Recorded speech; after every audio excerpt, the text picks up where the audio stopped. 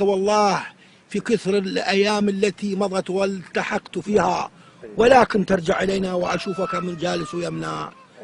أنا أريتك وأريت وجهك الحبيب التي التقيت فيك، وأنت مشتاق إلينا، وإحنا أكثر من عندك نلتقي إليك في أي وقت وأي جلسة.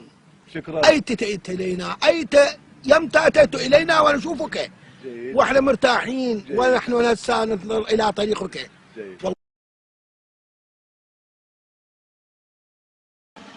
والله على هذه رسالتك التي وصلتني.